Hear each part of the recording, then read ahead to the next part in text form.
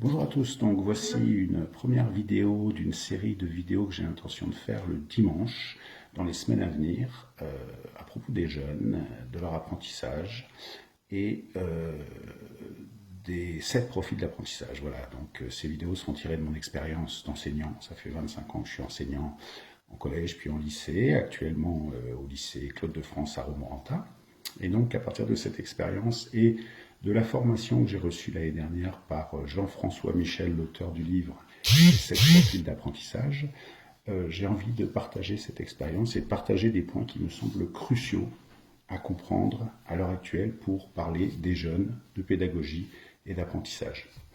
Donc en introduction aujourd'hui, je voulais vous parler des blocages d'apprentissage et en particulier du blocage d'apprentissage principal que l'on retrouve chez les jeunes aujourd'hui. Environ 60 à 70% des jeunes sont concernés par ce blocage d'apprentissage. C'est le blocage « je suis nul ». Je suis nul, ça veut dire « je n'y arriverai pas ». Le jeune pense qu'il n'y arrivera pas, qu'il n'y a pas le niveau. C'est ce qu'il se dit au fond de lui-même. Je suis nul, j'y arriverai pas, j'ai pas le niveau. Et les symptômes, ce que nous voyons nous, les adultes, c'est un jeune donc qui n'aime pas l'école, qui va sécher les cours, qui va tricher en contrôle, qui va fuir un petit peu ses responsabilités, et toutes les attitudes un petit peu que l'on peut retrouver chez certains adolescents aujourd'hui. Plus le blocage est fort, plus le jeune est persuadé de son incompétence, et plus le symptôme peut se révéler fort également à l'arrivée. Donc voilà, alors, ce qui va être intéressant pour nous, pédagogues, pour nous les adultes, c'est de s'attaquer à ce blocage. Mais comment faire? Vous allez me dire comment faire. Alors l'adulte, qu'est-ce qu'il fait traditionnellement? Il encourage le jeune. Il lui dit, mais non, regarde, c'est pas si difficile, ou regarde, tu vas y arriver, concentre-toi, réfléchis, éteins ton portable, tu es tout à fait capable, il va lui faire un test de QI, regarde, tu as un QI normal, tu peux y arriver, etc. Donc on va encourager le jeune. C'est une bonne façon de faire qui est tout à fait positive et qui peut rassurer le jeune, au moins temporairement. Néanmoins, elle ne lève pas le blocage, cette façon de faire. Parce que lorsque le jeune se retrouvera tout seul, lorsque l'illusion de l'encouragement a disparu, eh bien, on retrouvera au fond du jeune cette pensée qui est vissée en lui, qu'il est nul, qu'il n'y arrivera pas. Okay? Cette pensée, elle est au fond de lui, elle est rivée en lui. Deuxième chose que l'on peut faire en tant qu'adulte, en tant que pédagogue, on sanctionne. Okay? Le jeune passe la journée à l'école un petit peu dans le stress de se sentir incompétent, de se sentir faible. Il rentre chez lui, qu'est-ce qu'il fait? Il se précipite dans sa chambre pour faire du téléphone portable. C'est la manière qu'a son cerveau de fuir le stress de la journée vers le plaisir du portable. Là, la maman ou le papa arrive, se fâche parce que le jeune est encore sur son portable, retire le portable, crise, etc. Puisque la sanction ne fait qu'ajouter un stress au blocage, un stress au stress. La sanction n'est pas une solution. On le constate dans tous les lycées de France, dans tous les collèges de France. La sanction peut être, comme l'encouragement, une solution temporaire, mais elle ne sera jamais une solution pour lever un blocage chez un jeune. Alors comment faire, me direz-vous?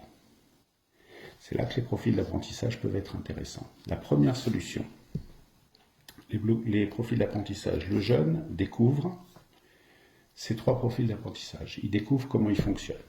Il découvre la carte de sa manière de fonctionner en situation d'apprentissage.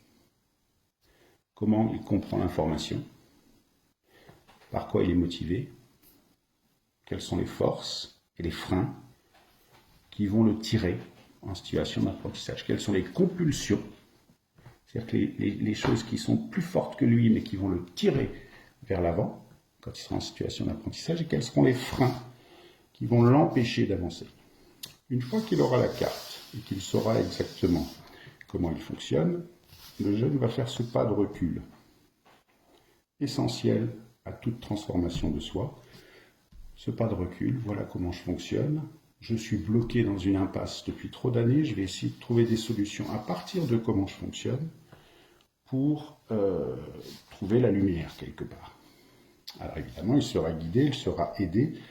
Pour cela, c'est relativement complexe, ça ne se fait pas en 30 secondes.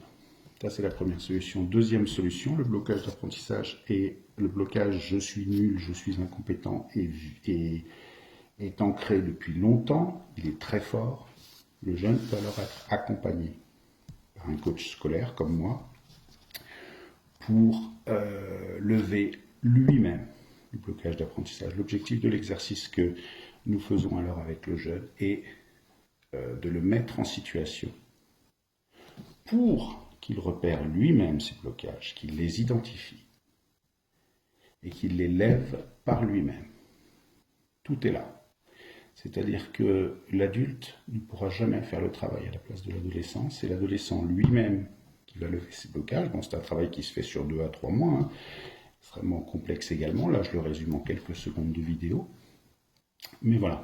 Donc en gros, le principe, il est là. Un blocage d'apprentissage ne peut être levé que par le jeune lui-même, par sa propre observation et par sa propre expérience.